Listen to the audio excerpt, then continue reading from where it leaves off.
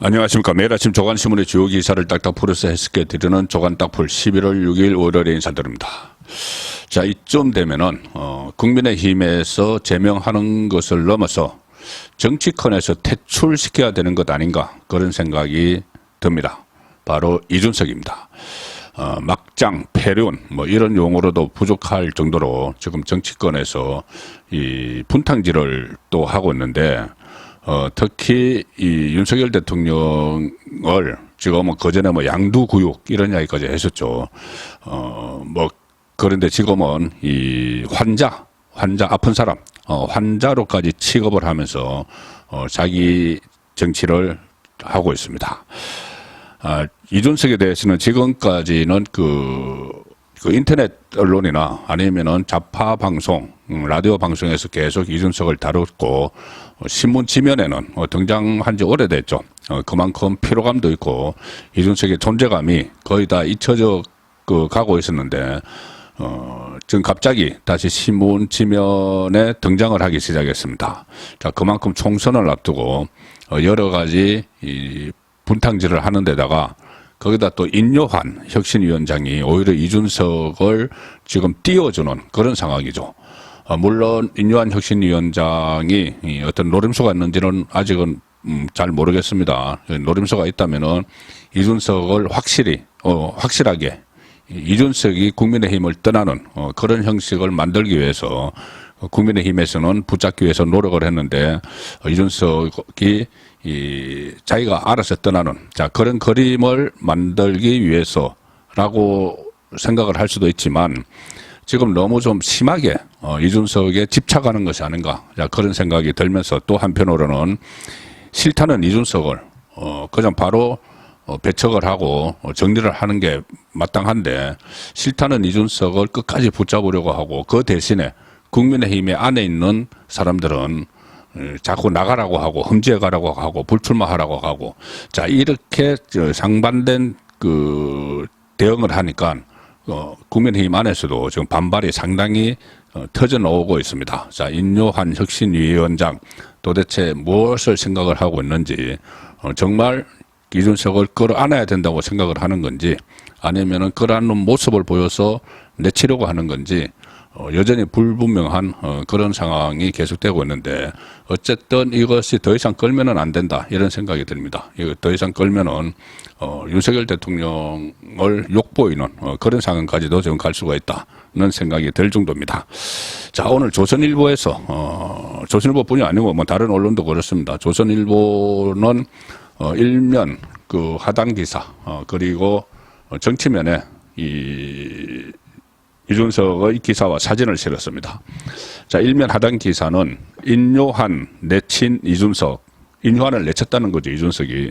환자는 서울에 있다, 이런 이야기를 했고, 부산까지 찾아갔지만 면담 불발. 그리고 3면 기사는 인요한의 미스터 린턴 지칭을 하면서 영어로 면박을 했다. 인요한 그 혁신위원장의 영어 이름이 린턴이죠. 그래서 본인이 영어로 어제 그 강연장을 인요한 위원장이 찾아갔는데, 부산에서 이현주하고 둘이서 토크쇼를 했습니다. 거기 찾아갔는데 앞줄에 딱 앉아 있는 인요한을 앞에다 놓고 미스터 린턴 이렇게 하면서 영어로 면박을 줬습니다. 자, 상당히 수모를 당했는데 인요한 위원장이, 그럼에도 여전히 이준석을 놓지 않으려는 그런 모습을 보이고 있어서 도대체 진심이 뭔가, 그런 생각이 들기 시작합니다. 국민의힘 인요한 혁신위원장이 4일 이준석과 만나기 위해서 부산을 방문했지만 진짜 환자는 서울에 있다. 이 인요한 위원장이 의사 출신이니까는 이런 이야기를 하는 거죠. 그 대답만 듣고 돌아왔다. 환자는 윤석열 대통령이나 당 지도부를 겨냥한 것으로 해석됐다. 윤석열 대통령을 겨냥한 거죠. 그런데 안요한 위원장은 환자는 내가 더 잘한다. 그래서 이준석을 끝까지 끌어안겠다, 이렇게 지금 하고 있습니다. 부산 경성대에서 열린 이준석과 이현주의 토크 콘서트에 거기 참석하기 위해서 부산행 비행기를 인요한이 타고 홀로 갔는데, 둘이 만나지도 못했습니다. 그냥 그 토크스 하는데 제일 앞줄에 앉아 있다가 면박만 당하고 왔죠. 인유한 위원장이 행사장의 모습을 드러내니까 이준석이 영어로 내가 환자인가? 진짜 환자는 서울에 있다. 그는 도움이 필요하니 그와 대화를 해봐야 한다. 윤석열 대통령을 지칭을 하는 이야기죠. 그리고 이준석은 인 위원장을 미스터 린턴이라고 불렀고 따로 만나지도 않았다. 그리고 이준석 이런 막말까지 합니다. 국민의힘은 고쳐 쓸 수 있는 단계가 아닌 것 같아. 이제 엎어야 하는 게 아닌가 싶다. 아니 본인이 그냥 떠나야지. 그 엎고 말고 그런 것까지 지금 이야기를 합니다. 그런데 인유한 위원장은 언론 인터뷰에서 기차 타고 올라오면서 끙끙 앓았다. 저 양반 마음을 좀 푸는 방법을 이번에는 실패했지만 또 만나서 또 풀어야겠구나. 왜 집착을 하는 거죠? 이 정도면은 이 모든 이준석이 이 국민의힘을 떠나는 그 책임은 이준석 본인에게 있는 게 벌써 뭐 명확해졌습니다. 그러면은 이준석이 다른 뭐 당을 창당하거나 아니면 무소속을 어디 출마하거나 민주당, 심지어 지금 민주당과 같이 할 수 있다는 이야기죠. 자, 그런 것들이 전부 다 본인이 국민의힘에서 나를 안았게 앉지 못한 나를 포용하지 않아서 이렇게 나와서 한다. 이런 명분도 다 잃어버리게 되는 셈인데 이쯤 되면은 더 이상 이 막장 패륜 행태에 대해서 눈을 감으면 안 된다. 그런 생각이 듭니다. 이 눈 감아주고 포용할 단계는 오래전에 지났습니다. 이준석은 비명계와도 할 수 있다. 함께 할 수 있다. 그러니까 민주당과도 함께 할 수 있다. 뭐 이렇게 이야기하지만 민주당 관계자는 아니 비명계가 탈당한다고 해도 이준석과는 생각이 너무 달라. 함께 하기 힘들다. 그리고 민주당 사람들도 아니 이준석이 국민의힘 안에 있을 때야 안에서 내분을 일으켜주니까 쓸모가 있지만 그 사람이 우리한테 온다고 생각하면 아찔하다. 절대 안 받아준다. 이런 생각, 이런 말까지 나오기 때문에 제가 말씀드렸다시피 국민의힘에서 제명하는 게 문제가 아니라 그것은 그 문제를 넘어서 정치권에서 퇴출을 해야지 우리 정치 발전이 있다. 이 생각이 듭니다. 제가 말씀 놓은 김에 이준석에 대해서 10년 전에 그 박근혜 비대위에 처음 등장을 했죠. 그리고 바로 그 호가호위하면서 박근혜 정부 들어서자마자 성접대 박근혜 대통령을 김성진 씨가 운영하는 아이카이스트 거기 현장 방문하게 해주겠다고 속였어. 나중에 뭐 방문을 했습니다. 그렇게 그거 믿기로 해서 성접대 받고 그런 향응을 다 제공받고 그리고 그것 때문에 지금 당 대표가 되고 나서 어쩌다 당 대표가 됐죠. 당 대표 된 그것도 혼란한 그 보수가 좀 위기에 몰렸을 때 그래도 좀 새로운 바람을 일으킬 수 있을 거라고 기대를 하고 이준석을 당 대표로 뽑았는데 새로운 바람은커녕 이 구태보다 더한 그런 분탕을 계속 쳤고 정권 교체도 윤석열 후보와 그 마찰을 계속 일으켜서 정권 교체도 방해가 될 뻔한 그런 인물이죠. 그리고 윤석열 정부 출범 후에 이 초기에 그것도 뭐 가처분 신청을 하고 이렇게 여당 대표로서 국정 파트너가 되기는커녕 발목을 잡는 그런 행태를 벌였습니다. 그러다가 지금 좀 잊혀졌는데 총선이 다가오니 또 이렇게 소동을 일으키는 그런 상황이 됐기 때문에 지금 총선 얼마 남지 않았기 때문에 어쨌든 국민의힘에서는 완전히 지금 손절을 해야 된다. 안철수 의원이 지금 서명을 받은 것처럼 바로 그 제명 조치를 취해서 완전히 손절을 하지 않으면은 오히려 이게 두고 독이 되는 그런 상황이 왔다는 점을 말씀드리겠습니다. 지금 그 인유한 위원장은 조금 전에 말씀드렸다시피 왜 이런 식으로 가는지 이준석에게는 계속 매달리면서 기존에 있던 인물들은 단내 치료가 합니다. 물론 일정 부분은 정리가 돼야 될 그 사람들도 있겠죠. 구태에 젖어 있는 그리고 좀 그 신선한 새로운 바람을 일으키기 위해서라도 그런 부분이 필요하지만은 한 그룹 몇 개 그룹을 뭉뚱그려서 이걸 전부 다 내쳐야 된다고 하는 것은 맞지 않죠. 케이스 바이 케이스대로 어떤 상황에 따라서 개인별 상황에 따라서 뭐 정밀 심사를 해서 뭐 퇴출을 뭐 요구를 하든지 불출마를 요구를 하든지 해야 되는데 일률적으로 지금 하고 있습니다. 세 개 그룹을 다 지금 나가라고 하고 있죠. 험지에 가거나 불출마라고. 윤석열 대통령과 가까운 그룹, 그 다음에 당 지도부 3선 이상 중진, 여기에서 불출마, 그런 또는 불출마 또는 험지 출마를 요구를 했는데, 자, 당내 분위기는 어떨까요? 동아일보 정치면 기사입니다. 여당 김기현 울산 불출마 가능성, 장제원 근성동 등 희생해줘야. 자, 이런 그 분위기도 있습니다. 실제로 인요한 혁신안 뒤에 당 내부 압박이 이어지고 있다. 김기현 측은 험지 출마 등 다양한 카드를 검토를 하고 있다.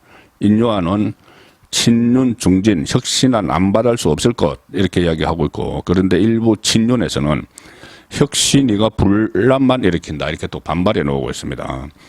친윤에서는 아니 대통령을 도왔다고 우리 보고 불출마하라는 게 맞는 얘기냐.